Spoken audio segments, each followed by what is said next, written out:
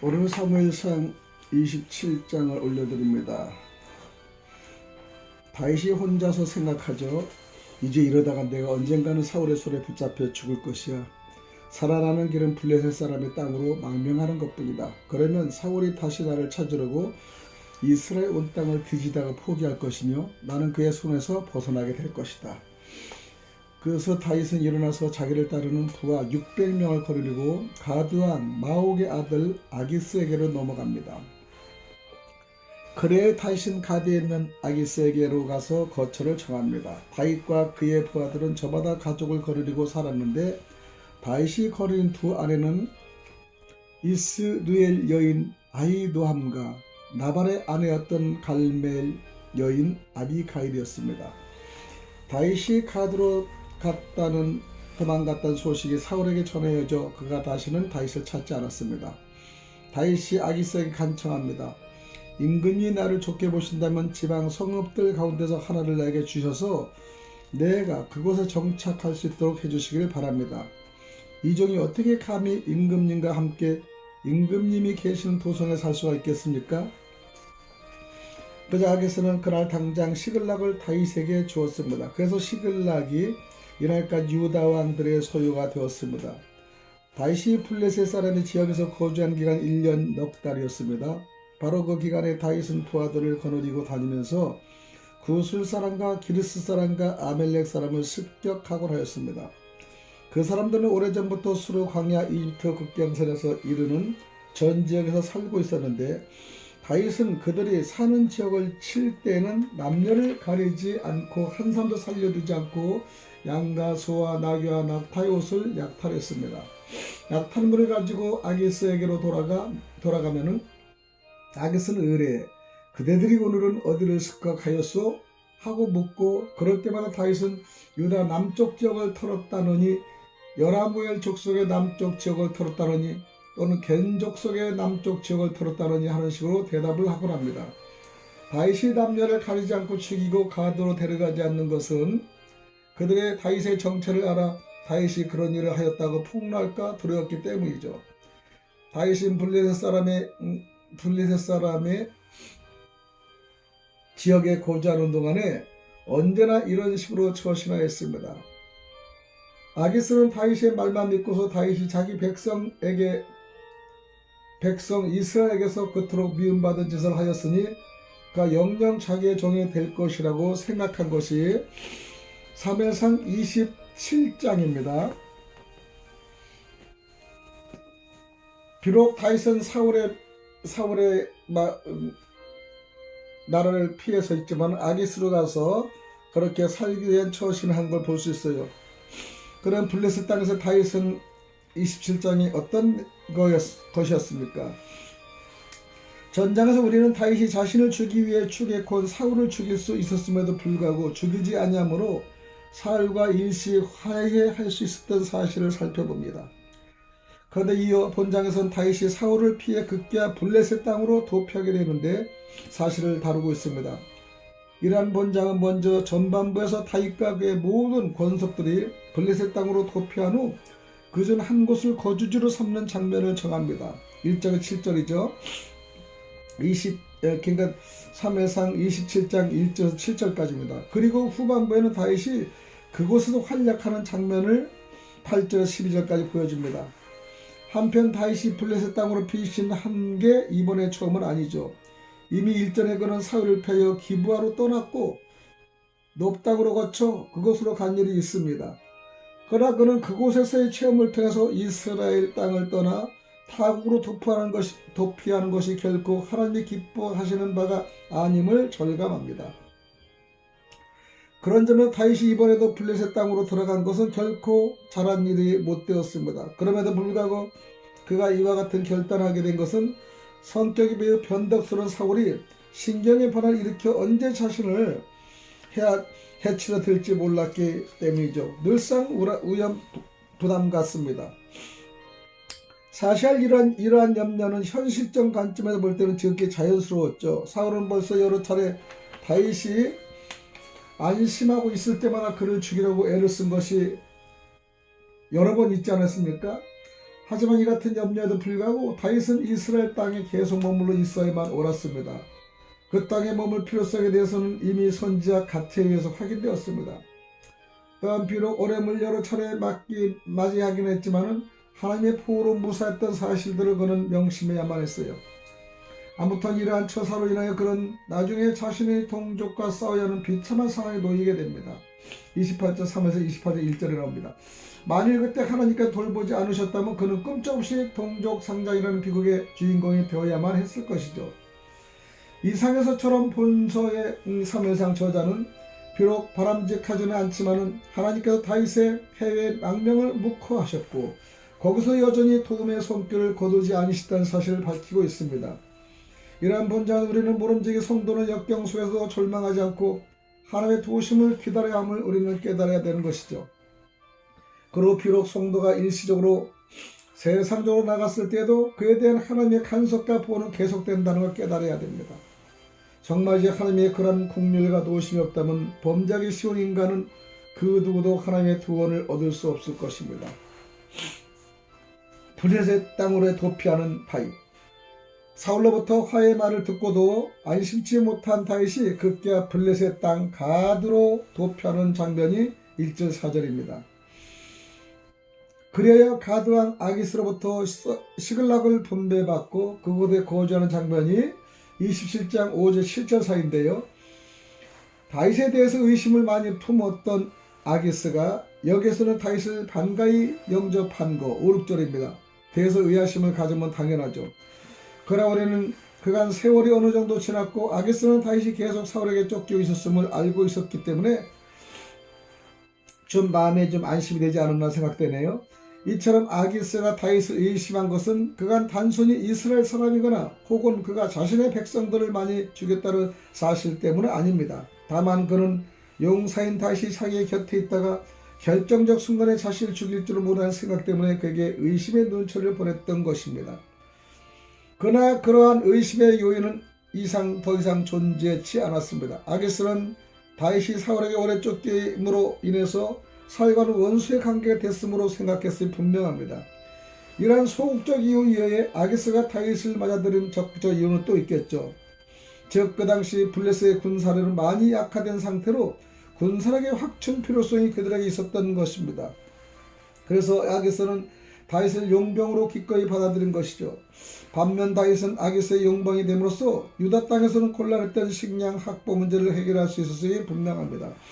그런 점에 두 사람은 서로 이해가 맞아떨어졌다고 할 수가 있죠. 그래서 서로 연합을 또 할 수가 있었겠죠. 한편 다윗이 아기스의 수도 가드를 마다하고 굳이 시골로 자신의 거주지를 정하여 한 데는 그럴 만한 충분한 이유가 있습니다. 그는 우선 신앙적 이유 때문에 시골로 가려고 했을 것이죠. 즉 가드는 우상 숭배가 극성했던 곳이라는 점에서 하나님의 거룩한 백성들인 다윗과 그의 권속들이 살기에는 적절한 곳이 결코 되지 못했습니다. 또 하나 이유는 정치적인 것이었겠죠. 즉 다윗이 가드에 머무를 경우 계속적인 신하들과의 접촉으로 시기의 질투의 대상이 될 가능성이 많았고 행동의 제약도 많이 받을 수밖에 없었습니다. 그런데 이러한 다윗의 간청이 아기스에게 무리 없이 받아들인 이유는 아기스는 그 나름대로 다윗의 군사력을 이용하여 자기 땅의 남부를 방어할 수 있다는 계산이 있었기 때문이겠죠. 이상에서처럼 다윗이 블레셋 땅으로서의 도피는 표면상에 순조롭게 진행됐던 보입니다. 그러나 다윗과 아기스의 결함은 하나님의 사람이 세상의 이익을 위해서 경건치 못한 자 불필요한 관계를 맺는 것이죠. 하나님의 사람과 세상의 사람은 연합될 수는 없습니다. 사실 이러한 관계에서 다윗이 처음에 형통하는 듯하였으나 전국에는 쓰라린 손실을 맛볼 수밖에 없습니다. 이런 것 실제로 다윗이 종족 상잔의 의기에 처하며 다윗이 거주진 시글락이 아말렉 쪽에 의해 약탈당한 사건으로 드러납니다. 그러므로 여기는 우리는 성도가 영적인 사역을 감당할 때 육신적 안위를 구함으로써 곧 고난을 자처함을 깨달으려야 됩니다. 그리고 하나님의 거룩한 뜻을 위해 부름받는 성도는 승리의 그날까지 영적 긴장감을 풀지 말아야 함도 교훈받게 되는 것입니다. 두 번째는 블레셋 땅에서의 활약입니다. 다윗과 그의 일행이 블레셋 땅으로 돌아가서 시글락에 정착한 사실에요. 다윗이 시글락에 머물면서 활약하는 장면에 대해 기술하고 있는데, 이런 본단락은 다윗이 그술, 기르스 아말렉 쪽을 노력하는 장면이 8, 9절이고요. 두 번째는 다윗이 아기스를 기만하는 장면이 10절, 11절입니다. 또 세 번째는 아기스가 다윗을 더욱 신임하게 되는 것이 12절로 구분됩니다. 이러한 본문에 의거할 때 다윗이 블레셋 땅에 있는 동안 가드왕 아기스는 그에게 식량을 제공하지 않은 듯합니다. 따라서 다윗은 자신에게 속한 많은 식솔들의 식량 문제를 해결할 필요가 있었을 것이죠. 그래서 그는 종종 블레셋이나 이스라엘 이외의 다른 민족들을 노력했을 것입니다. 특히 그들은 종종 이스라엘을 괴롭히던 이 민족들이었으니 다윗은 하나님의 백성 이스라엘의 안녕을 위한다는 일념하에 그들을 응징하기로 하였을 것이죠. 그러므로 다윗의 행위는 단순한 누락질 차원에서 평가되어서는 안 될 것입니다. 아무튼 다윗은 노락 행위를 마친 후 가드로 곧장 간 듯한 것이 10장 11절이죠. 아마도 그때 그는 노락질을 가지고 가서 아기스에게 주고 그의 환심을 사라고 했을 것이죠. 정치적인 수단도 있을 것입니다. 때문에 그때 다윗이 아기스의 질문에 따라 자신의 침략 지점이라 밝힌 지역들과는 사실과는 다른 얘기를 합니다. 그때 자신이 이스라엘을 친 것처럼 이야기함으로써 자신에 대한 아기스의 신임을 굳히라고 하였죠. 약간 술수를 부린 거죠. 이 상에서처럼 시글락에서의 다윗의 생활은 마치 살얼음 관을 걷는 듯한 매우 불안정한 것이었습니다. 그는 그곳에서의 평안한 삶을 위해 계속적으로 아기스의 눈치를 보며 그와의 신인관계를 유지해야 했던 것입니다. 그러나 그에게 있어서 실상 이보다 더 중요한 것은 이스라엘 백성들의 자신에 대한 지지를 계속 유지케 하는 일이었습니다. 본 사무엘상 27장은 다윗이 시글락에서 이와 같은 일들을 매우 잘하고 있음을 보여줍니다. 그러나 그의 이 같은 행위들을 하나님께서 기뻐하셨다고는 결코 볼 수 없을 것이죠. 하나님께서는 기뻐하지 않은데도 블레셋 땅으로 도피하는 등 출발부터가 잘못된 그에게 선한 열매를 기대할 수 없음을 당연합니다.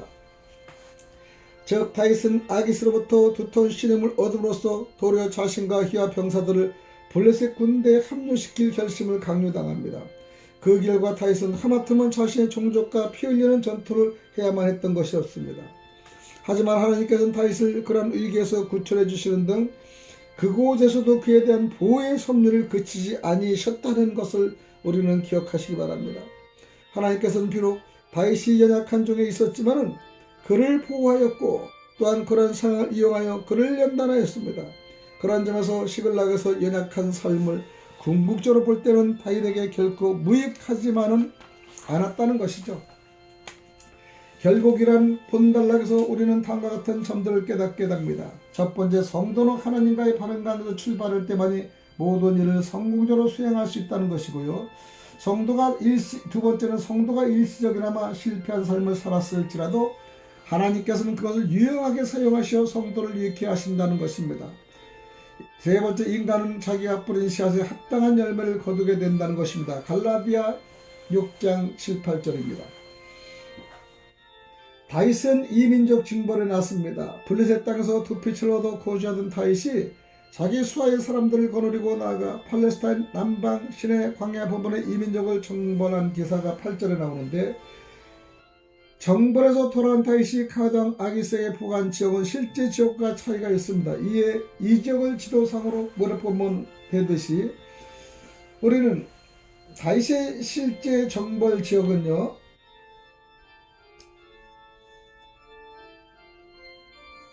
구술족의 지역이고 기르스족의 지역이고 아말렉족의 지역입니다.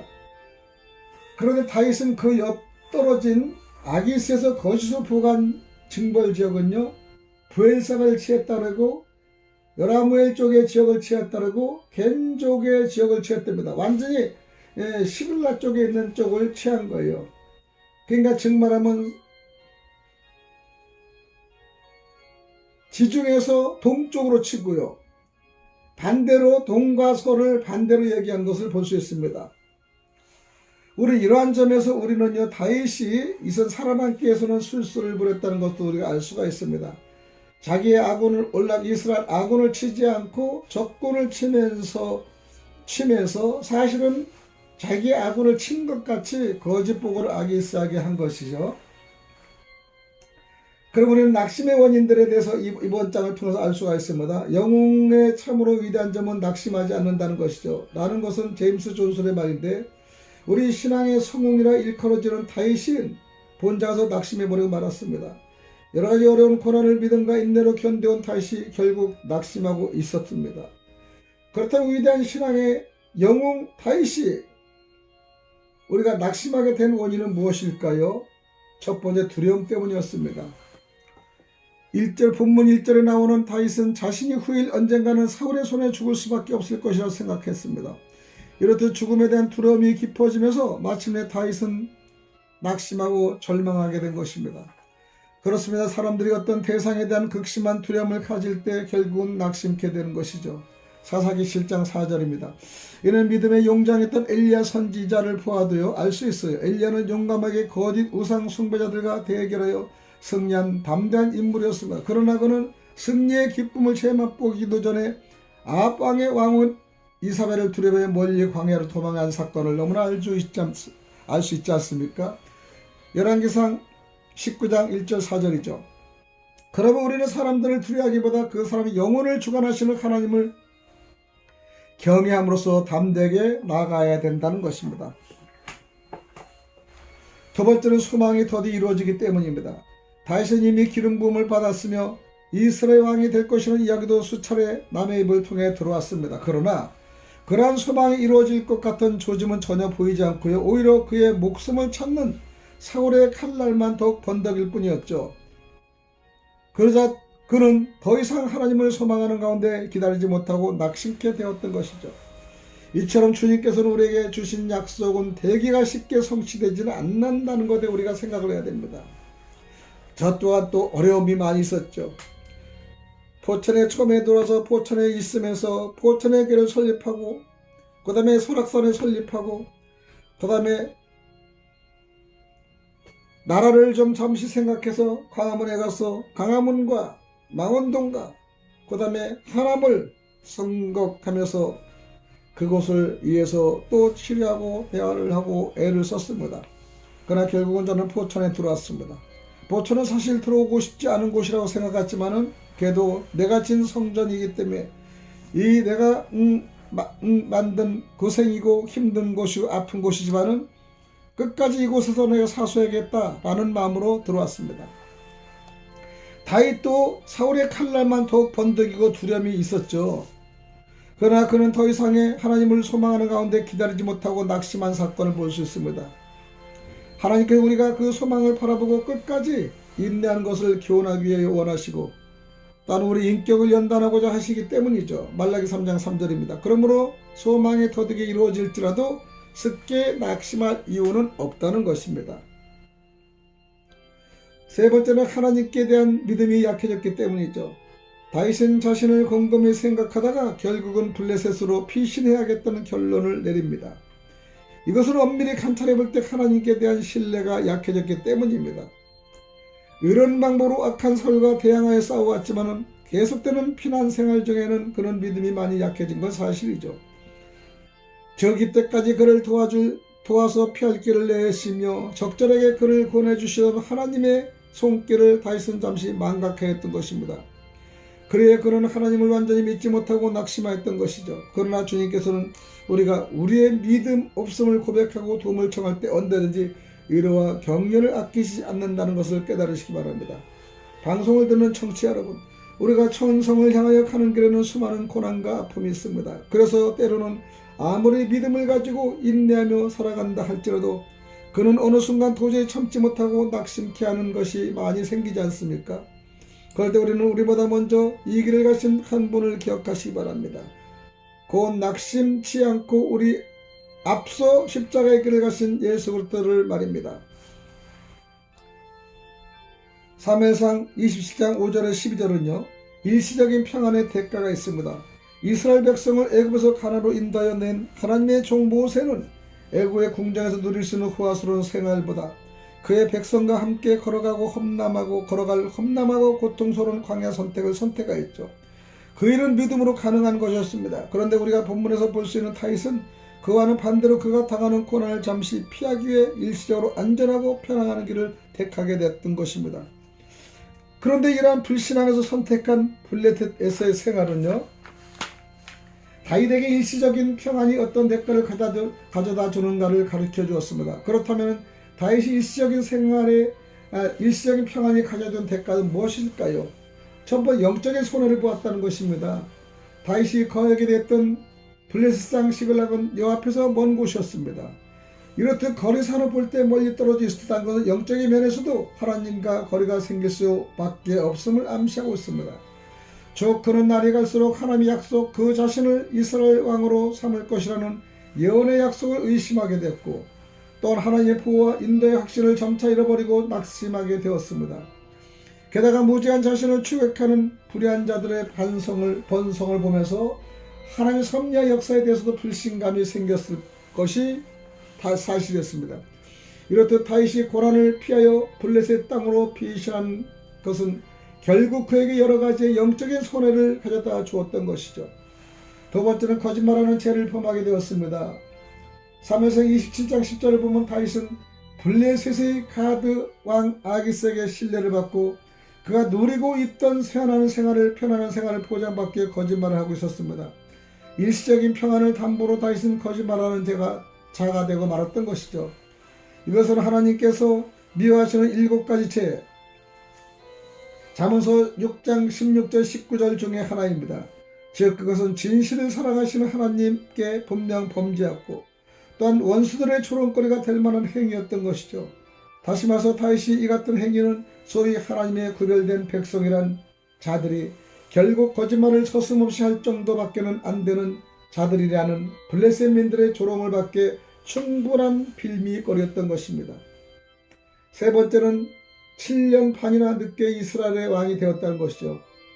블레셋에서 일시적인 안전을 도모했던 다윗은 그 결과 헤브론에서 7년 6개월 동안 유다를 다스리게 되었으며, 즉 이스라엘과 유다의 왕으로 일하게 된 것은 자연적으로 그 기간만큼 늦게 이루어졌다는 것이 사무엘하 5장 5절입니다.